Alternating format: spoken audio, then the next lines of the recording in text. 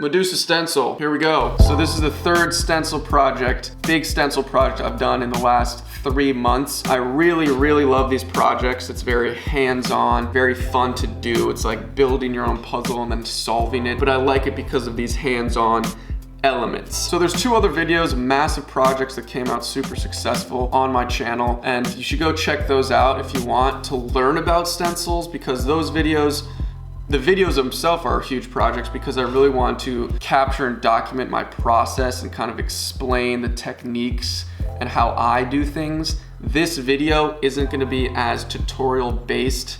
It's going to show you everything, and I'm going to talk because I love to and explain things. But if you want to learn about stencils and the theory and the multi-layer stencil, how to do those, go check out the other videos. This video is just gonna focus more on the beautiful cinematography that I'm very excited about. It was directly inspired by the mural behind this camera, the last video I uploaded, the Medusa mural, covering an older one, and I really enjoyed painting that. And I just loved the idea of the snakes and the beautiful woman's face. And I knew that I could, you know, execute and compose a beautiful floating head of Medusa with snakes, the exact same style as most of my characters and the previous 2 stencils. So here she is. You know, this is just the digital file to show the values. That's why she's all green. Beautiful paper, you know, using good reference is important, I think. And so yeah, that's gonna be this video. This stencil is by far the most detailed, I think, and it was the most difficult to cut out the stencils. It took the longest time out of the other ones I've done. It's just very technical, and it's a little bigger, and there's more things going on. It took a while, but I'm excited to have finished it. You know, this project and these stencil projects require quite a lot of prep work. Did all these cutouts, which took like a whole day. And then also we stretched our own beautiful custom sized canvases to fit the format of this stencil perfectly. Roll the sequence.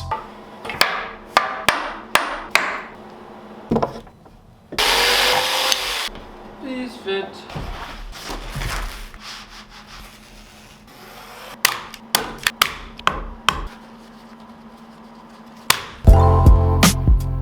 And so yeah, we got everything set up. We got the stencils, four layers, 4 multi-layered stencils ready to go. We got the canvases lined up, and now it's finally time to start using some spray paint and putting things down on the canvas. It's gonna be a great one. I'm super excited. Let's go.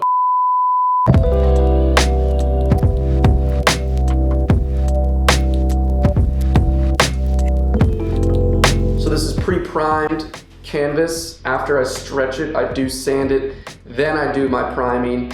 I do 3 layers minimum of primer, gesso, whatever you want to use, sand between each layer so it's nice and smooth. And the primer is kind of protecting the acidity and acid and chemicals in the paints from the fibers of the canvas, and also vice versa, so it's just good protection. That's what I do.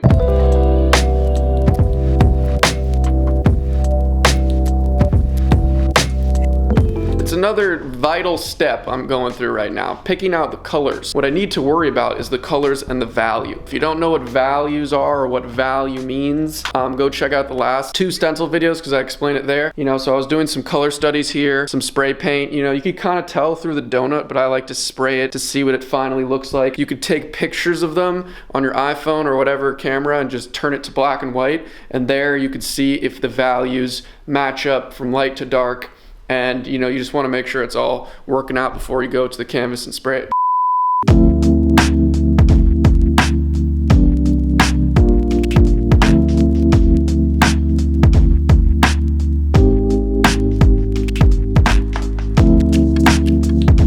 So it's tomorrow, and I realized when I got back to the studio this morning that this canvas really didn't look right. Although it was successful in the alignment of the stencils, it came out great. The individual colors and the color schemes doesn't look that good, I think. You know, I want the snakes to be actually a darker value than the total value of the face, and just little things. And if I know I can make something better, you have to change it. You gotta hold yourself accountable and to the highest level standard you can. So it's just an easy fix. Sand it down, gesso it, sand it, paint right over it. A minor L, but we're gonna bounce back real quick. And because I took this so seriously, as if it was the final product, I'm that much more familiar with the experience of using these stencils, the alignment, and I have 3 more iterations to nail them. And so I picked out the final colors. Took me a while because I really wanted to, like I said, get the colors exactly how I want them. It's a big deal. The stencils are a big deal, and the colors are a big deal. Those are like the 2 biggest kind of aspects of this project. So we did the color studies, we tested them all, I got some more cans, and we're ready to go. Fully loaded, fully engaged, ready to bang out these canvases. Woo!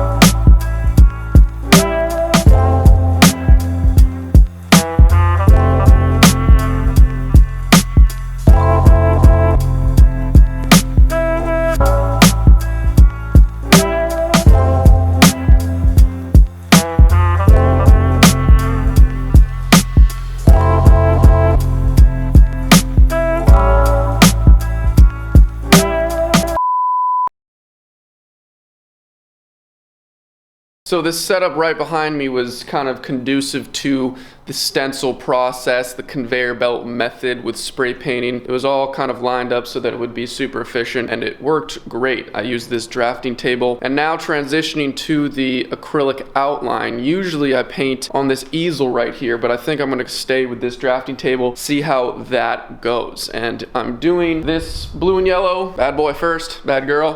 That's just what I chose. The first one, just like the stencils, the first run is usually a little slower, use more caution, and it might not be as clean as the third iteration. Logically and rationally, the third iteration of something you do that's exactly the same, you know, should be the cleanest, should be the fastest, most efficient, highest quality, just because you familiarized yourself with it and spent time doing it. So that's the plan. I really like this stage. It's my favorite part because you get to use your hands. It's very technical, skill and craft based. There's still a high margin for error, but it's super fun. I love it and I'm excited.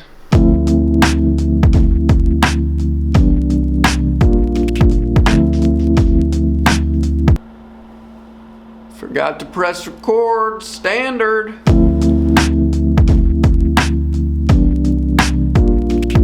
It's the background stage, so I'm thinking of doing white, which I think I should do, but I don't have any white. But it also would be, you know, a really white background actually does take away from the highlight in the face. And so I'm thinking of doing another neutral gray, but I'm not really sure. My thinking is just a darker background, a little darker than white, will just make the faces pop that much more. And I'm leaning towards it. It's a light gray, it's not a dark gray, but it's darker than the white, inducing the pop. And also it will be one of the colors from the gray because that's a monochromatic one, and that will look super, super sweet. This is already beginning to be my favorite, the monochromatic. Even though they're all my children, they're all gorgeous, it's just a cool idea. It's gonna look sweet.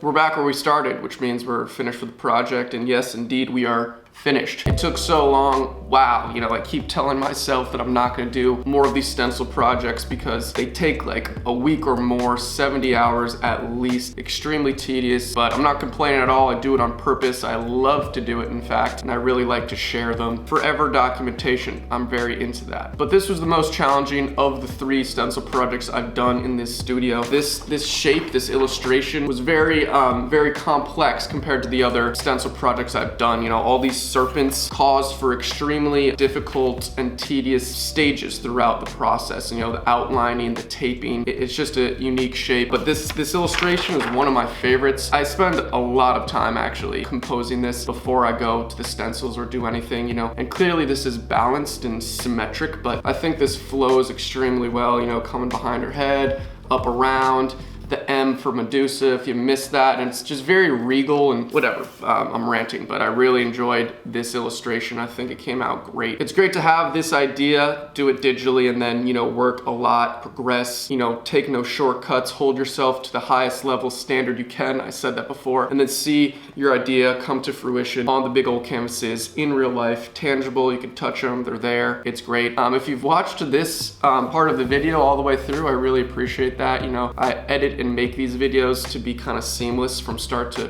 finish, to flow really nicely so you don't really have to skip any parts. Nothing's truly boring, I think, but you know, they are 10-12 minute videos, so I do appreciate the people who've stayed this entire time. Follow me on Instagram. That's the place to see more behind the scenes, sneak peek stuff while the project is happening, and that's pretty much it. That's all I got to say. A lot of projects coming soon, like I always say, and it's very true. In the studio, outside the studio, we're getting weird, we're getting crazy. See you in the next video.